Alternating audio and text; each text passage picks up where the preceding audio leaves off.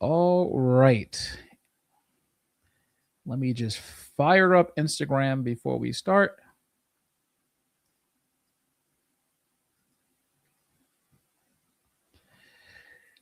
If you've been listening or watching my podcast with any regularity, first of all, I appreciate you. Second of all, welcome back. Third of all, you know that I like high quality guests. And so I have one here today.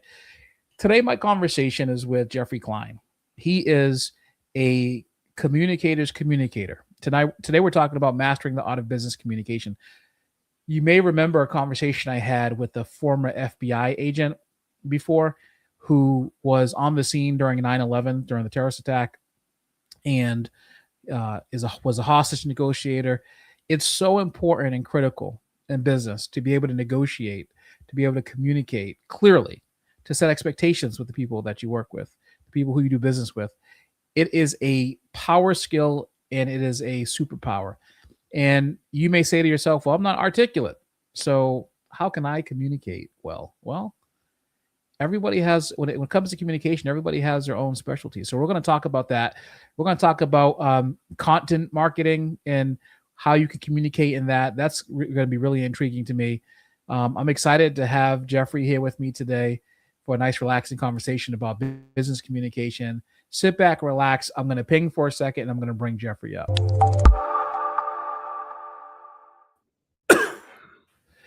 Jeffrey, welcome to the Common Sense Show. Thank you. Thank you for having me. I appreciate you being here. Yeah, for sure.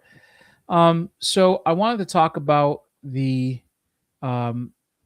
the art of mastering business communication. There's so many people out there who have solopreneurs, entrepreneurs, business owners, medium-sized company owners, and the abilities to communicate range from very articulate, masterful communication to put my head in the sand and don't communicate at all.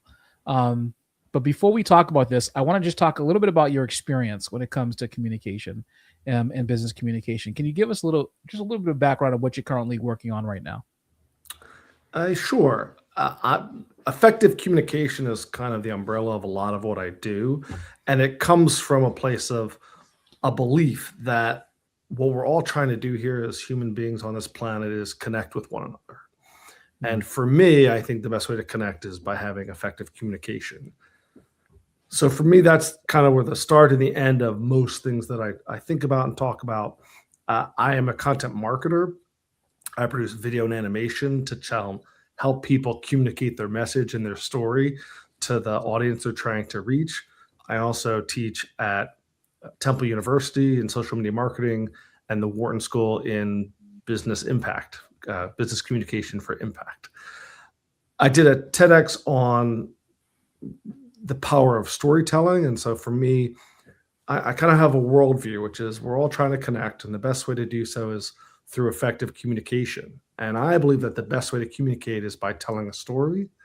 And the best way to tell a story is visually. So hence I create visual content. That's awesome. Actually, this obviously goes right along with the visual podcast because it's all about kind of leveraging those tools of communication that you just talked about. Do you think that's why like YouTube podcasts have gained such popularity in like the last 5-10 years? I think there's a couple of reasons. I mean, visual content just wins. They've done a lot of studies. 60%, 70% of us are visual learners. So if we're looking to learn something, using visual will definitely help. And then I always say video is the best because you're using visual and auditory. So you're capturing even more people that way. I think one of the things about the way that YouTube has evolved is that it's got something for everybody. And I think that when you look at how you communicate effectively, the first part is to understand who your audience is.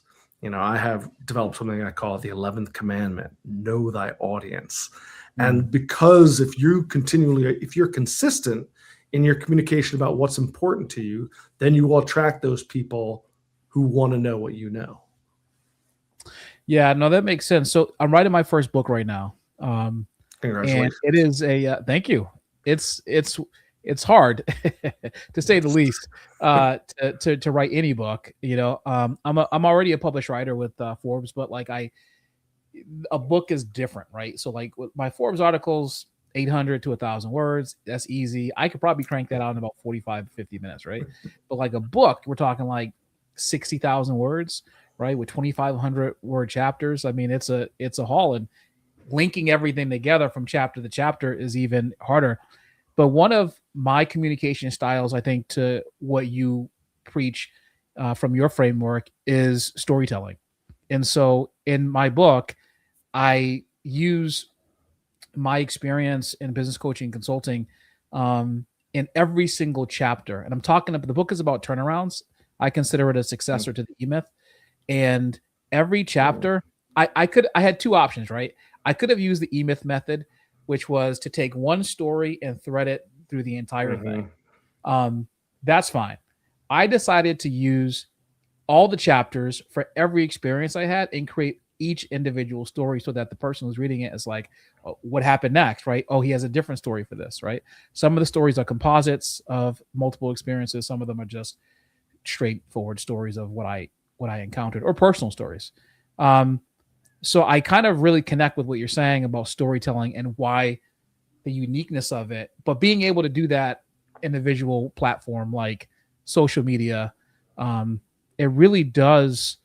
It helps people to ask questions and want to dig into more. I mean, what's been your experience with like the feedback that you've gotten from people who have engaged with your content? I think again, the way I approach it, the feedback is generally positive. Thankfully, people. I think part of the reason is because I'm not trying to prove how smart I am, and I say that I'm a professional speaker, and one of my very good friends, who's also a speaker, James Riballata, he came up with this idea. At least I think he did. I wish I had, and it's a distinction between credibility and relatability. And I think there's sometimes a push for businesses, for people in general, and our networking and communication generally, to say how great we are, just to prove that we have the authority, to prove that we know what we're talking about. And a lot of businesses in their content are like, we're so great, we won this award. And there's two things that are important about why that's not, in my opinion, the most effective way. First of all, no one cares. I always say, nobody cares about what you do. They only care about what you can do for them. That's the WIFM that we talk about a lot in effective communication. What's in it for them? Why does the audience going to give you their time and attention, which is the most important commodity? I was a fan for a long time, and still am, maybe not as fervently, of Gary Vee, and he talks about the attention economy. And that to me is the goal. You want to get people's attention to share with them whatever it is you're looking to share. You need to both capture their attention and then keep their attention. And part of the reason I love stories so much is because that's exactly what it does. It goes back to how our brains work in terms of the different kinds of hormones that are actually activated when you tell stories. The second reason I think that to get back to the credibility is people want to feel like they belong. And that's why relatability, yes, you have to have a certain threshold of credibility to be able to say, it's why I got my AI training from MIT. And that's why I love that I work at Warren, because it's giving that authority. But as a communicator, I'm not effective because of any of the accolades that you may or may not have. I'm effective because I'm spending time listening to the audience and understanding what's important to them, and then trying to be consistent in my message to connect with them. And that's the part, when you become relatable, then you become a really effective communicator. It's funny that you mentioned this. I mean, because so I remember I had a one-on-one with a, shall we say, an ex corporate Big Four consultant / MBA. And the meeting was about consulting, and he was talking to me and about his strategy, about his frameworks, et cetera, et cetera. But here's the problem, is that I've always been like a 0 to 1 guy in business. Like, I love starting businesses. I love running them, growing them. I've sold companies, but he has never been an entrepreneur. And so even the way he spoke in like our conversation, you know how like MBAs in finance in particular tend to merge finance language into their everyday language so that it just kind of reflects, like, it's like their worldview is built off of saying the delta between two things as opposed to saying the difference between two things, right? It's so the conversation was like that, and I'm like, well, I said, can I give you a piece of advice? I said, you're going to be speaking to entrepreneurs. I said, I can tell that you're a consultant because you don't sound like an entrepreneur. Entrepreneurs have real world problems that need to be solved, that can be solved by some of the frameworks that you learn in your MBA, but most of them cannot. Most of them have to do with you being able to help them understand the difference between how to get from A to G, and do it in a manner that actually moves the needle. And like at first, I could tell he didn't really get it, or he felt like it was maybe perhaps an attack on his background, or that I had some bias against MBAs, which I don't. What I have bias against are people who have, for instance, the ability to have the academic rigor, but they can't simplify it for the everyday person. That's who we're talking to. And that, to be honest, I often think that's part of my special sauce. One of my superpowers is to take things that are complex and make them simple and digestible. When I create videos or I create explainer animations, the whole idea of the explainer is to take something that's complicated and make it, oh, I understand. And storytelling is a really good way to do that, because when you tell someone a story, they're much more likely to understand and remember what you're saying than if you were just to give them the data, the facts, all those things. And I think your point is, there may be times when using the delta form of language makes sense, depending on who you're speaking to. But I think that's why it's so critical to understand who is your audience and making sure that you're meeting them where they are in the way that you're approaching it. And because you can, I'm very much, my wife says I have a very big vocabulary, but to me, it's about keeping things simple. And I think I'm influenced by my father. I have to give a shout out to my dad, who's an ex-judge, who has been, in his career, been fighting for plain language in the law. Legalese is the language that only lawyers know. And he's like, that doesn't help us. And so there's been make it simple and easy to understand. And then I'll get on board with you. But if you're talking above my head, then you've lost me. And so it's really critical to understand the audience you're with and to speak to them in the language they'll understand. Let's talk about identifying your target audience, right? Because there's a lot of people who are going to watch this podcast, listen to it, download it, and they're going to say to themselves, okay, but Jeffrey, I've been on social media forever. I have Instagram, TikTok, YouTube, et cetera, et cetera. I have 53 followers. I would like to be able to connect with people because I feel like I have something to say. And if you're 40 years old or older, you definitely have something to say because you've lived quite a bit of time.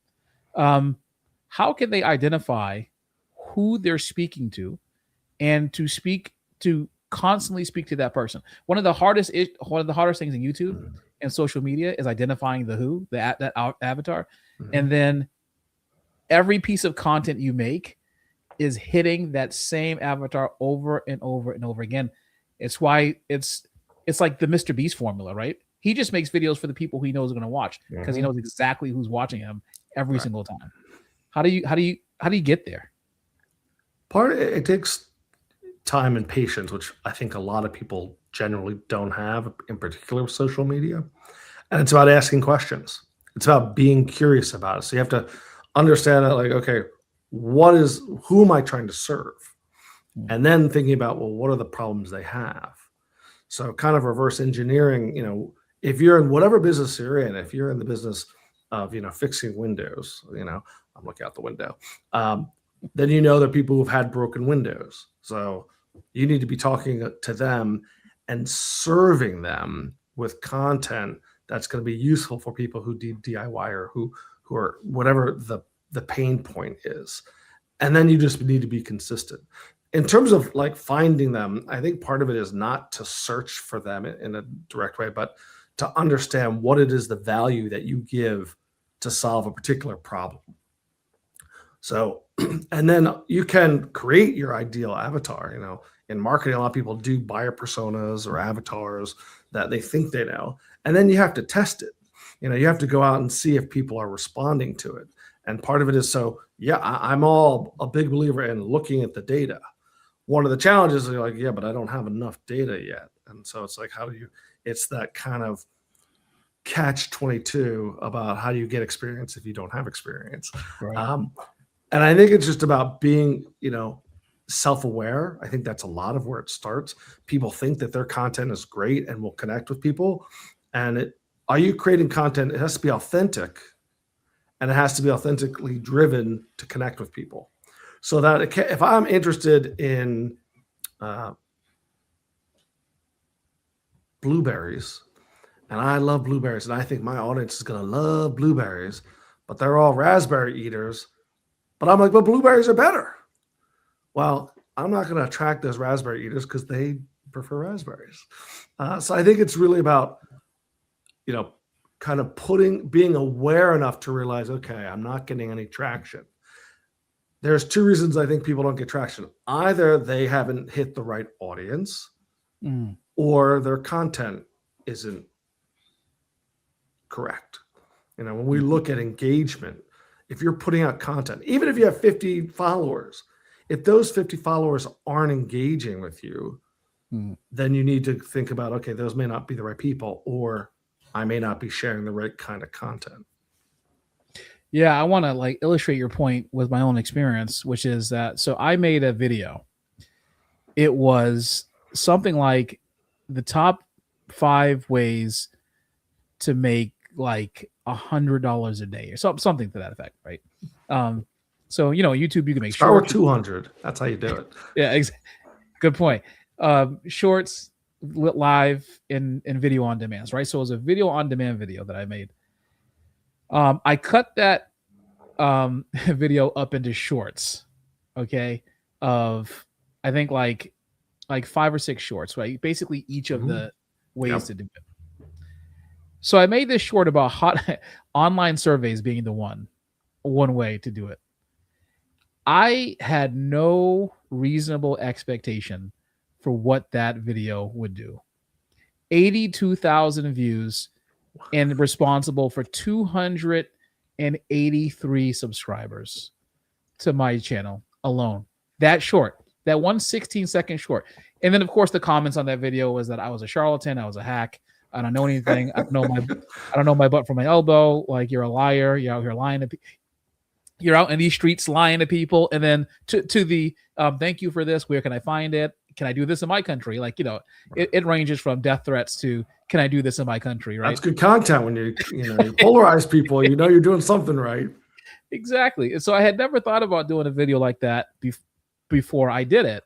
And I'm thinking well, why is it that this connected with people? Right? Why is it that this particular video hit people where they weren't? And the whole, side hustle culture is really important to people, especially now when life is kind of way more expensive than it used to be. And then the second video I did, and again, what's so funny is I put this video together in 10 minutes.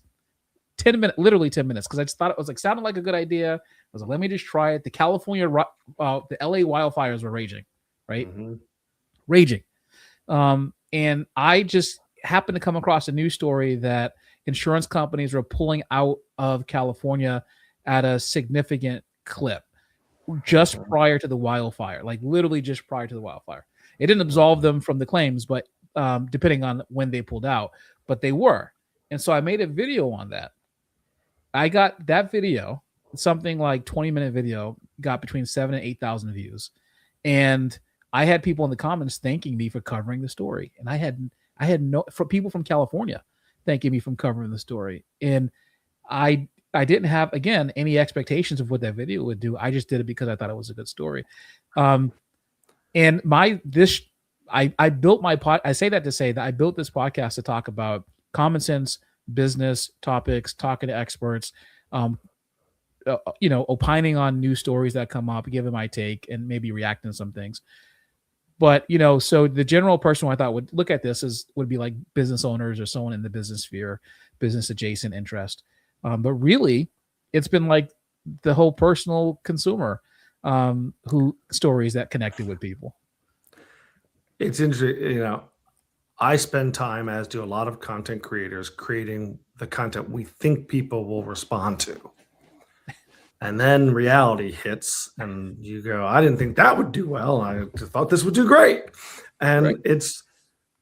so there's a intangible that's hard to quantify of why something hits and why something doesn't. But I think the only way you can go forward is to genuinely share what's of interest to you that you think will also resonate with others. And it's consistency. So sometimes you're going to do the same kinds of videos, and all of a sudden one of them pops in a way you're like, whoa, why did that pop? I thought this other one was better.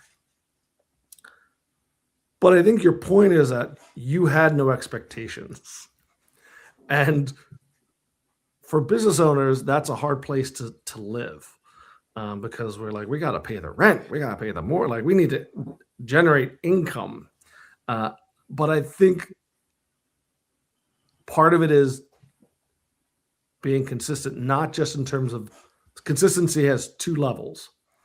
One, consistency in terms of frequency, so that it's not like you're posting once today and then in 3 weeks you post and then in a month you post.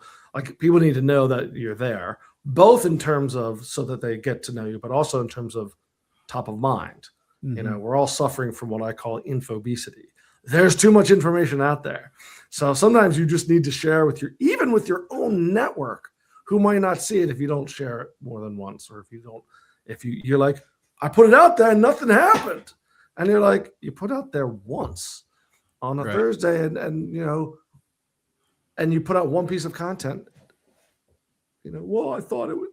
So I think, and then consistency about who you are. People need to get to know who you are. I'll give you my own personal. So people knew I was into story and I'm into content and communication. That's been my vibe for a long time. And about 2 years ago, I fell in love and was fascinated by AI. And so I started spending my time consuming that kind of content and sharing that kind of content. And so I would say a good chunk of my content is now AI related and kind of the intersection, because I believe AI is one of the ways we can communicate better by using AI to get to know our audience. You said, how do you find your audience? AI can help you with that. Do some research on who's looking for these services. Right. So I think there are ways to engage with some of these AI tools to help you learn about your audience in ways that we're just not taking advantage of. But who was it? I think it was a newsletter that I sent out to my small 400 subscribers. And one of them wrote back, and it was just a simple, thanks for this, the AI story guy.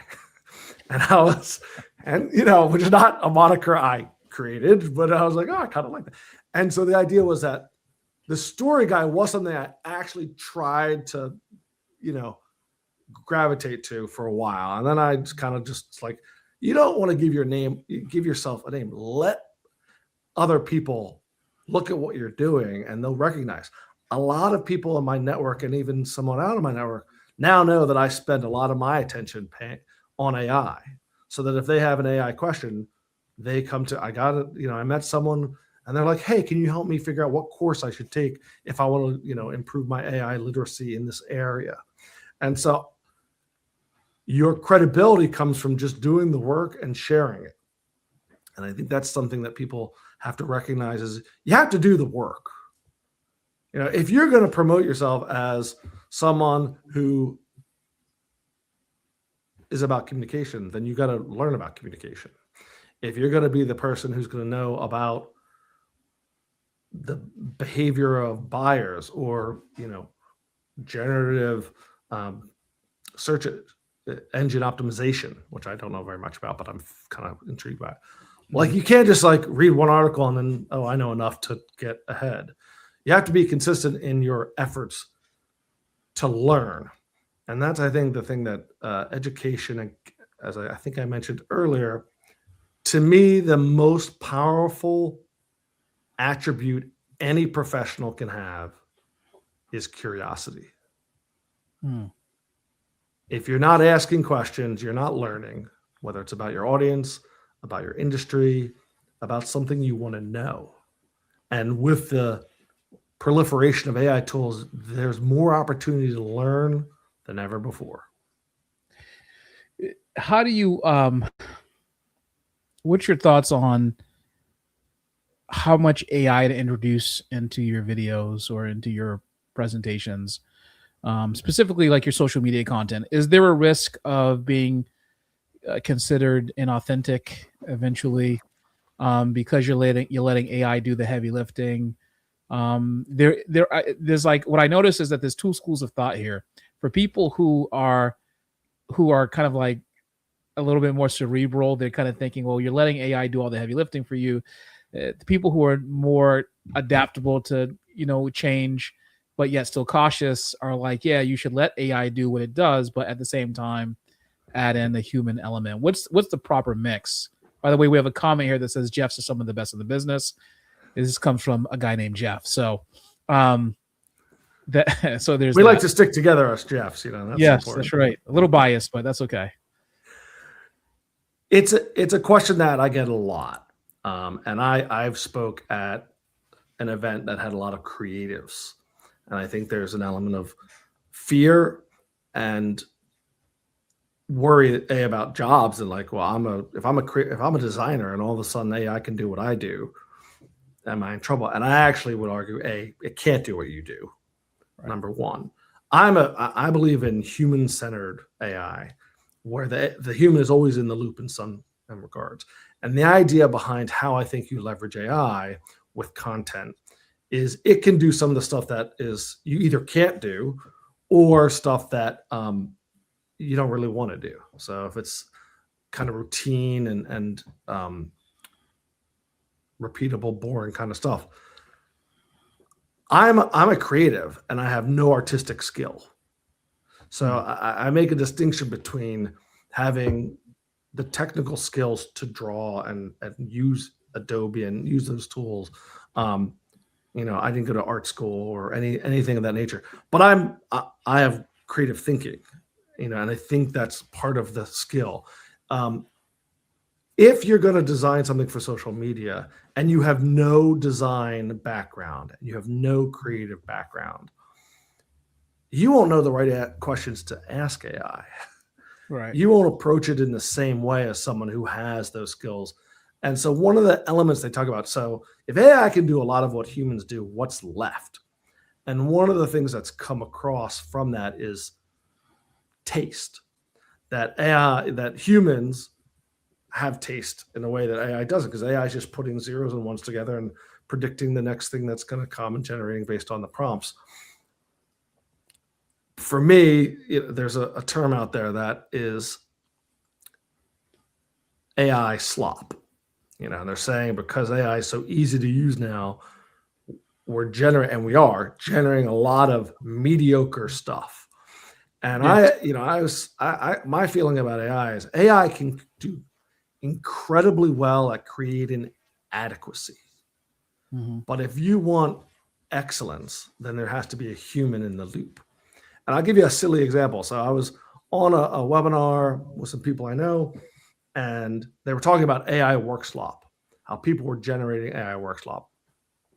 And I don't know why, but I had a creative thought about how to kind of create a meme of that, which I actually didn't share publicly, but I shared with them because I thought it was. And so the creative idea was something that came from me, the human. And then I said, okay, here's my creative idea. Can you try and make it? And I'll share with you what it was, which was, it was Mr. T. Mm-hmm. And the caption was, don't give me no AI work slop sucker. And so the idea behind it, and it was, it was a silly thing, but it was the collaboration between human and machine that can create the best work, in my opinion. And I think that's not going away. It gets better and better. And so in terms of your question about whether you should integrate it, what I would say is, if it enhances what you're doing, great. It shouldn't replace what you're doing. In the same way with writing, AI can write pretty well, but if you're just cutting and pasting what AI says into whatever it is, you're going to be like, it's going to be generic. You need to have your voice and your opinions in it to make it unique, to make it resonate and be your version of whatever it is you're trying to communicate. Let's talk about that for a second. I saw a post on LinkedIn that someone made talking about using AI to post on social media, and then it talked about, like, why get rid of the M dashes and emojis? Why not just kind of own the AI post and let people know that you've prompted the post? And my first thought was, because do people really want to know that they are reading the thoughts that were generated by technology? It's like this kind of dystopian walking into this room with this computer mainframe scene, and you walk up to like the mirror on the wall that's like an AI bot. You look into it and you say, AI on the wall, what do you think about, the 30-year Treasury T-bills? And then it gives you like a statement, or what do you think about marketing in 2028, right? It's that uncomfortable feeling that you're actually interacting with not the person but AI. And it's like, if these are AI thoughts and not yours, what makes you the professional? So I kind of disagree with that post to that degree. And I don't know that what you said about like the human-centered AI, because like you kind of have to feel what AI is saying and then like modify it, right? Like right. It makes some parts of the heavy lifting easier, but like it still requires intellectual capacity. So there's a concept that is going to hopefully be the title of my next book. And it's basically how you combine human intelligence and machine intelligence. And ironically, not so ironically, it's called connected intelligence, because I'm all about connecting the dots. And I think that is what's going to win in the end. Are there certain elements of the creative process that are going to be done by AI? 100%. And I share this in presentations sometimes about technology and its abilities and capabilities, and when it can do things better and faster than us mere mortals. And in the late 1950s, there was the introduction of new technology into schools where teachers protested it. Do you know what the advent was? I don't. Calculators. So when calculators first came into math classes, there were literally protests by math teachers saying they're going to take our jobs because of the technology. And there's lots of examples of how technology has come and disrupted things. But I'm not naive. There is going to be pain and suffering in a variety of different ways as a direct result of AI. I think that, and at the same time, AI is going to cure disease. Mm.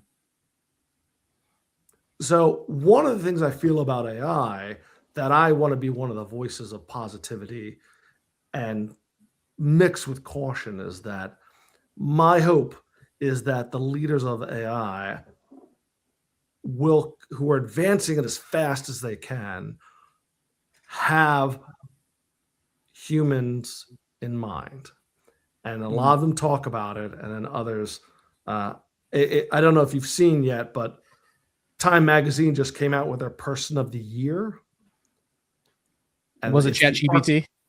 Not quite. It's the architects. It's called the Architects of Artificial Intelligence, and it's Mark Zuckerberg and Demis Hassabis and Sam Altman and Elon Musk, all the people. And we have to hope that those people will end up making decisions, and they're not making the best decisions right now. I think their feeling is that we'll get to a place, and when it gets good enough, we'll use it to solve any challenges.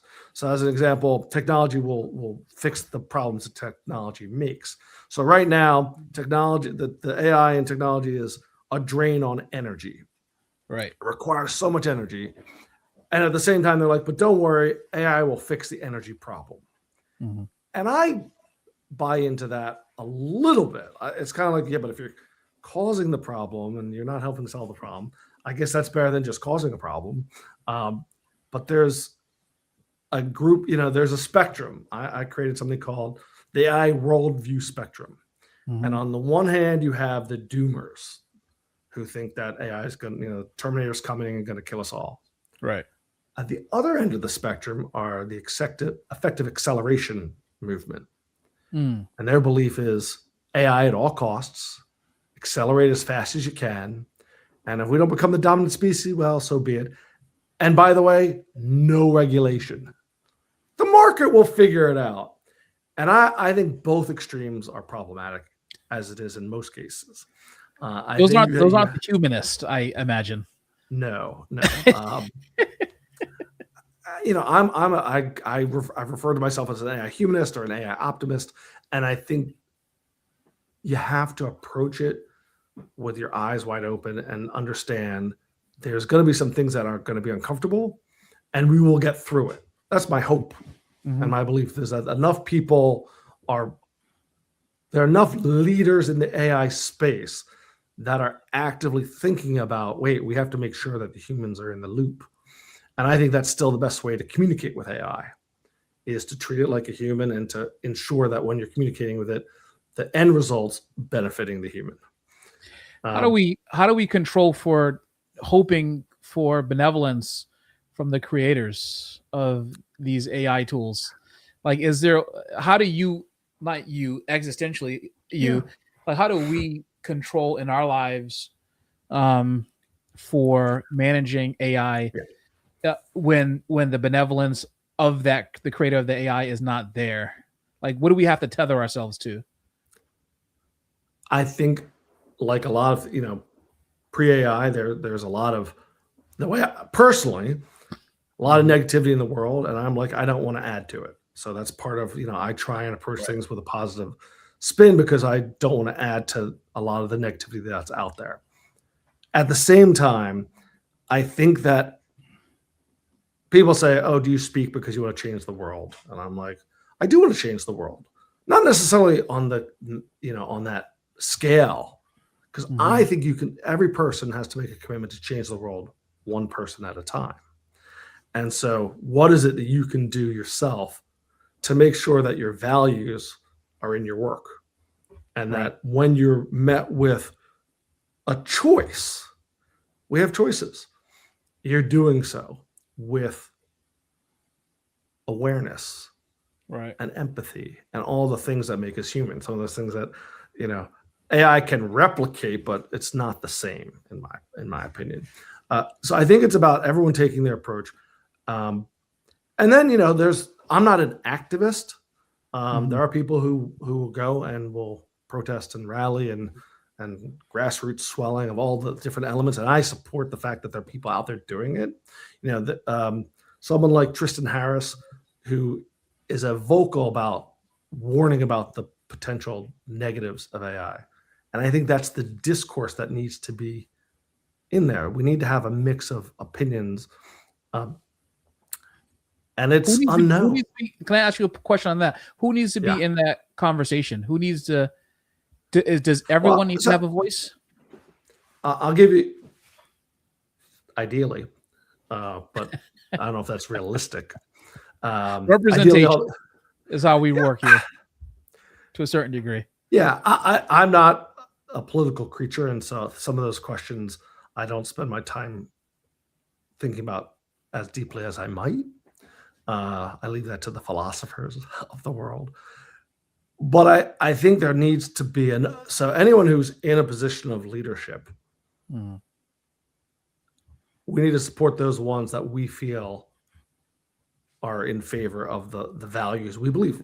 Again, with AI or anything else, who we spend our money with. So that comes down to what brands you support. to who you vote for. Those are the kind of ways we vote with our dollars, and we vote when we vote. So when I learn things about certain people, I may,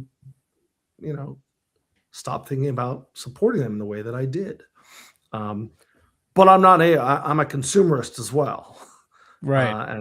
And there are definitely, I have friends who are hardcore vegans for animal advocacy. And do I think they're right? I do. But does that mean I'm not going to, I'm only going to buy a car that has vegan leather? At this moment, no.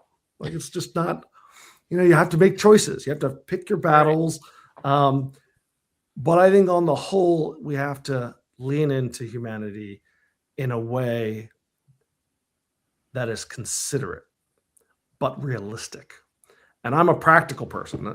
So for me, how am I going to impact things is by sharing my belief that we need to make sure the humans are kept in the loop.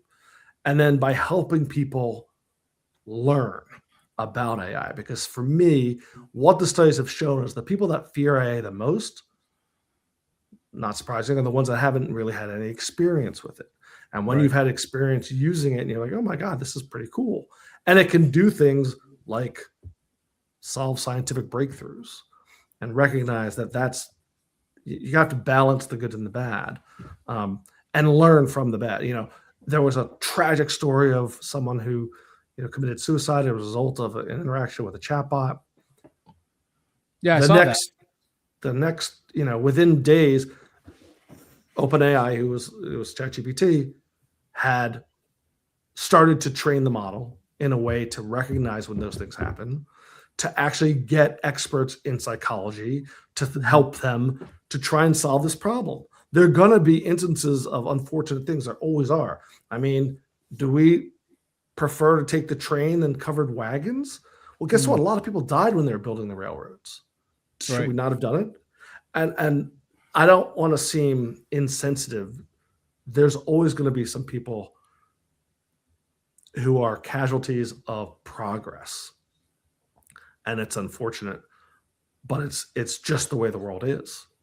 And I'm not going to live off the grid. I mean, maybe that's your choice. If you want to go and, not participate in the technological advanced society, go for it. From a deontological perspective, the duty is. Did you just use an MBA word, a big word for me? No, that's actually more like philosophical word. Just kidding. But from that perspective, there is an obligation, if you can cure as many diseases that affect humans' lives, cutting them short as possible, and you have the brain power to apply it, theoretically, you should use it, right? So the argument for should we push until we cure all diseases, right? Which is not going to happen. But the fact that AI can be responsive to perhaps finding an issue. I just saw a story the other day. Man goes to the hospital, got checked out and seen in the ER, went home, still had pain, put his symptoms and the findings and all the medical readings into Grok, XAI. Grok then says that you may consider going back to the hospital because it sounds like you have appendicitis, and have your doctor check for appendicitis. He did. He found it, and it saved his life. He would have died at home had he not done that. So it's it's so funny because there's so many reasons why not to do it. Why not to connect the railroad from the West Coast to the East Coast, right? But then you think about, at the end of the day, it has, can it save lives that otherwise would have been lost? Some people will say, from an economics perspective, right, the first rule of economics, that we're going to face trade-offs, and okay, well, these people would have died anyway, right? So do we need to be concerned with every little case, like every fringe case or whatever? But I guess if you don't consider every person alive, are you callous? And I think the answer is it's not realistic for people to, I'll give you the silly example. When I was growing up, if I didn't finish what was, well, it was rarely me, but more my brother. If you didn't eat everything on your plate, the parents would say, "There's starving people in the world," Right. and it's like, yeah, but me not eating my food is not going to help them, And so I think there's a balance, and there needs to be. I'm going to use a big word here. Common sense. Can we use a little common sense about these things? You gotta cut that down, Jeff. Too many big words today. I know. Sorry about that. But comments, that's what I love about your philosophy of the show is being sensible is something that is underrated. And just thinking like, in a lot of cases, we overthink things.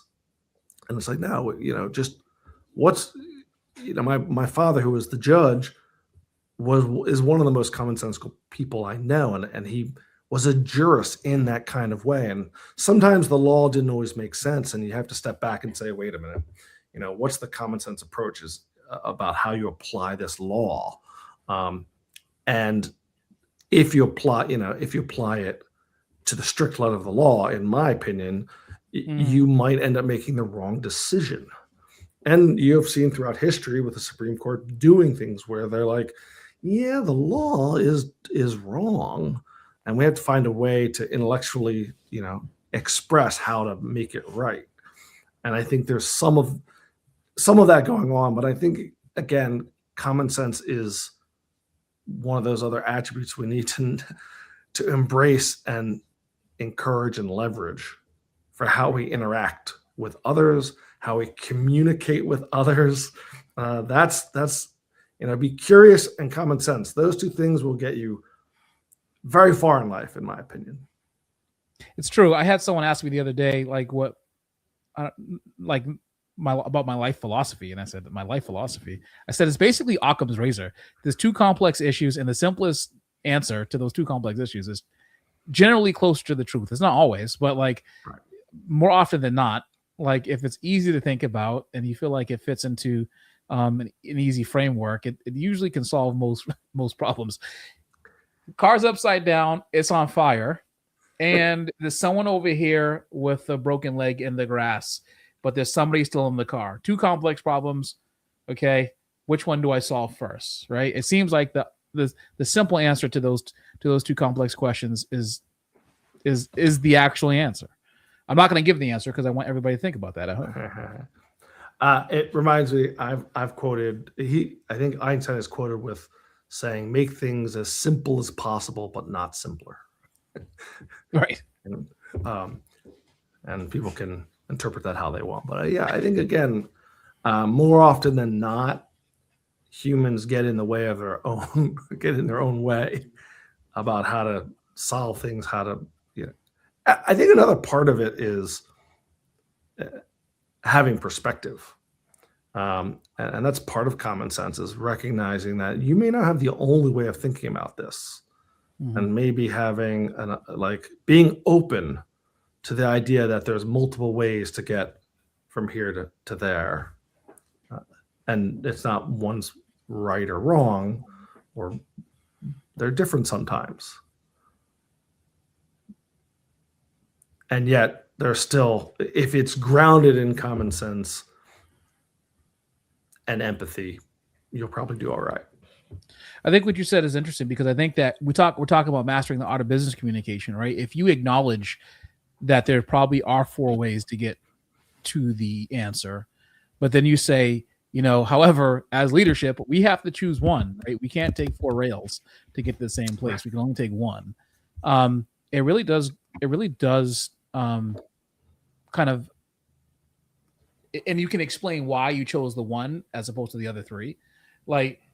Just the combination of those two that juxtaposed against each other typically have the people who are following you have your back, because they're like, okay, at least he thought about it. Right. At least he has some kind of, at least he considered some of these options, and it's not flying by the seat of his pants. So I'm going to attach myself to the fact that he actually has a thought, and that he's using the highest and best use of his thought process to come to this conclusion. Right. One of the things we teach at Wharton is about the counter argument. And I think it's an important way when you communicate, which is you may, you have your position, which is that you're trying to communicate in a persuasive way. And sometimes there's an obvious objection. And you can think about this in sales or in any other context. And ignoring it doesn't make it go away. So what's recommended is just be frank about it. Bring it up and then give your perspective on it. So if you're like, I know you think that if we do it this way, it will reduce, time with your family. But this is the reason why we think you should do it, because it actually enhances the family relations. Again, like the obvious things that are opposing the way you're thinking about it is important. And I think the best politicians, the best business leaders understand. They don't deny the fact that there may be an alternative way of thinking about it. They acknowledge it. And I think that's another thing in terms of one of the big things that's important in being an effective business communicator is acknowledging people, is acknowledging that and valuing that they may have a difference of opinion, and you still have conviction about your opinion. Because if you ignore their opinion, they're going to feel slighted. And that's not going to get them on board. But when you embrace, like, I understand you have a different perspective, but I believe, and the reason I'm making the decision is ABC, it's a much better way to connect with people in a way that they'll get on board with whatever decisions you're making. Well, yeah, really the point is to get the most out of, like, if you're a leader, your goal is to get the most out of the people who you're leading. And if you can't do that, if you say we're going to use AI and that's it, get on board, versus being able to justify why you want to use it. And you may say to yourself, why should I have to justify it? And I don't necessarily think it's a justification. I think it's anyone who is leading has the responsibility, the obligation, in my opinion, not to necessarily justify themselves, but at the very least to be able to articulate a reason why and how they came to the conclusion that this is the lane that they feel like they need to pursue. And now they can be wrong. That's the wonderful part about being a leader, is that you can be wrong and people can hold you accountable for being wrong. But at the same time, you got to make that decision. And I think it's important, and again, something that we teach in the business communication course, is those reasons need to make sense. And they need to hit people on a couple different levels. And the two main ones, on a logical kind of fact data based driven one, but you also need to connect on an emotional level, because sometimes facts, won't be enough. You have to, but we make decisions generally emotionally, and then we justify it with the logical reasons that we do. Right. And that's why story, again, to bring us back to stories, is why it's really important, because stories connect with people on an emotional level in a way that just giving them the data doesn't. Yeah. Yeah, no, it makes a lot of sense. Jeffrey Klein, thank you so much for joining me today. This was fun. I enjoy these conversations, especially just kind of thinking about what the future of AI is going to be, because the future is infinite. And it goes in multiple different directions, and it goes all the way up to including Skynet, or it's something else entirely that is useful in, augments existing current human existence and intelligence, and it makes us smarter, it makes us more aware, makes us more conscious, and like that. I think considering as many of those options as possible makes even your viewpoint on AI more well-rounded, and it's going to come off as a more sophisticated, at least that you're thinking about the future of AI in a more sophisticated way. So I appreciate you coming and talking with me today. This has been really fun, and I've enjoyed our conversation about just AI, tied in the framework, the why you should do it. Anything that you have coming out? When does your book come out? Next year. That's as much as I can say. I'll tell you that if people want to learn, so I have kind of two newsletters, one on LinkedIn that I do relatively monthly, which is more thought leadership. And then if anyone's interested in kind of a bite-sized AI thoughts, I create a weekly newsletter called Snackable AI. That's if you want to sign up, it's snackableai.com. And I just basically give an AI story, a practical prompt, and then some sort of audio overview or video overview of some study or essay or something that's been done. Little snack. I like it. Perfect. Jeffrey Klein, thank you so much for coming on the Common Sense Show. I appreciate you. If you're watching this, we appreciate you sticking around for us. Thank you for commenting. Don't forget, if you thought that this conversation was valuable, you should share this live with the people that you know. YouTube.com, go to The Common Sense Show. You need to type in THE to find me on YouTube. Snackableai.com. The link to that, to Jeffrey's newsletter, will be in the description of this podcast, as well as the link to my newsletter, Small Business Mastery, teaching you how to master small business one skill at a time. He's Jeffrey. I'm Micah. Until next time, if you don't go about doing your business, you're going to be doing the business of someone else. Take care.